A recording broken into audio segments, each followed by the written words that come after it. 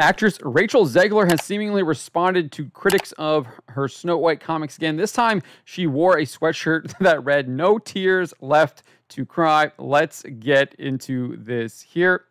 You can see here this X user John Ford shared the photos. You can see here it says "No tears left to cry." It's kind of weird. It's like upside down almost for some of the letters, but it still spells out "No tears left to cry." You can kind of see it here zoomed in. "No tears left to cry," and it does look like it is a seeming response to a lot of the criticisms she's been getting for her own comments that she made about Snow White. It does come on the back of what I think were also responses that she made to these criticisms, where she shared a number of Lady Gaga videos.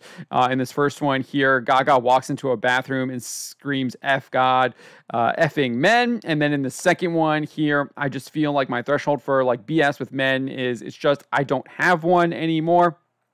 You can see Zegler here did indeed repost both of these screenshots that I took here. You can see that. But as for what she's being criticized for, I feel like I don't need to say this again, but I'm going to anyways, in case you are out of the loop on what's going on with Rachel Zegler and Snow White. But basically, she's made a number of comments, a lot of them at the D23 Expo last September. Specifically, she described the original 1937 Snow White and the Seven Dwarfs animated film as dated. She's disparaged the prince as a stalker. She's taken issue with the film's love story. Not only that, but she's revealed the upcoming live action film is changing the definition of fair. And it's going to remove the moral lesson on vanity that the original animated movie had, and instead it'll be some kind of story about Snow White's inner struggle and her desire to be a good or quote-unquote fair leader.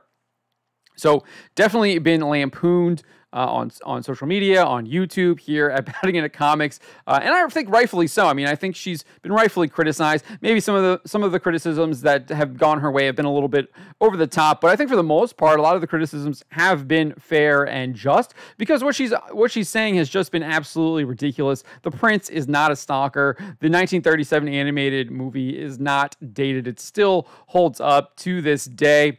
The idea that they're changing the moral story about vanity is utterly ridiculous to make it about being a good leader. It's just stupid. And then having her have some kind of inner struggle or whatever, it's just modern day woke politics being translated to Disney storytelling and movie making in the year 2023.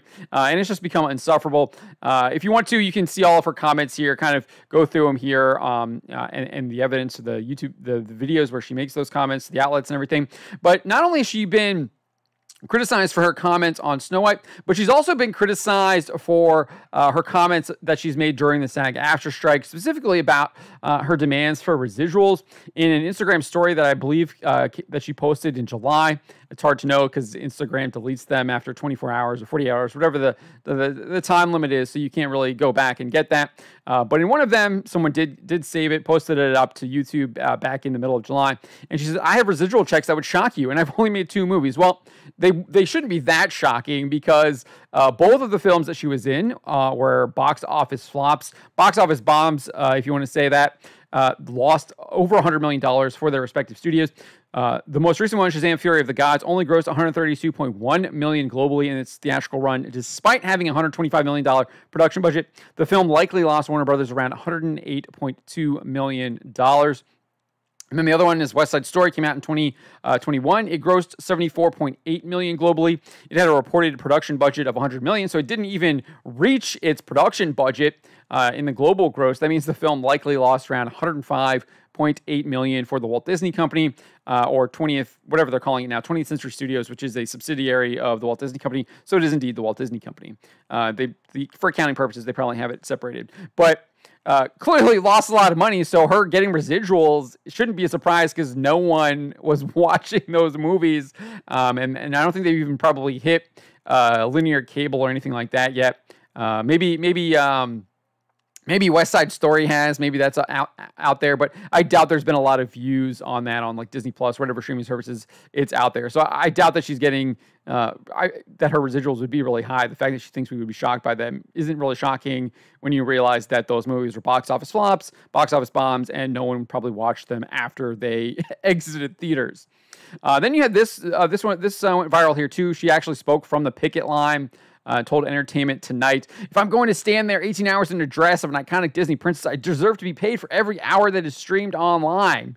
And sure, I get the idea that you want to negotiate for residuals. That SAG-AFTRA, that's one of the big things they're negotiating for is residuals. But I think the way she condescendingly delivers that statement is just turns a lot of people off. Makes her look entitled. I think a lot of people see in her almost like a childish toddler whining when they don't get their way. When maybe little Timmy took their toy or something like that, or little Timmy has the toy and they want the toy, and so they're whining about it. And that's kind of really how it comes off. She comes off as this kind of like spoiled, entitled little toddler, a little brat. And I think that turns a lot of people off because, indeed, obviously residuals have been a part of how actors and writers have negotiated their projects for a long time now.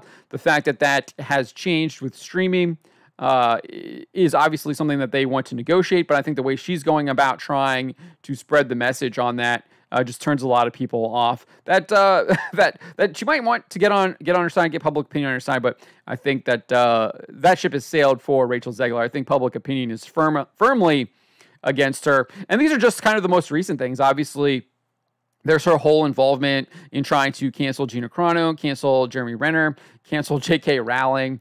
So she's done all of that as well, which I've covered in previous videos. But what do you make of this sweatshirt and her seeming latest response to a lot of this criticism, where she says, what does it say here? "No tears left to cry." Do you think she's just like, "Oh, I'm over it. I don't care. Who cares about your criticism? It doesn't matter anymore. I'm still getting paid for Snow White. I already got paid for Snow White, and I'm going to get those residuals for Snow White too. So it doesn't matter what your criticisms are." That's kind of how I take it. Let me know what you think in the comments below. And if you like this video and you want more of it, please hit that like, subscribe, and make sure you hit that bell for notifications.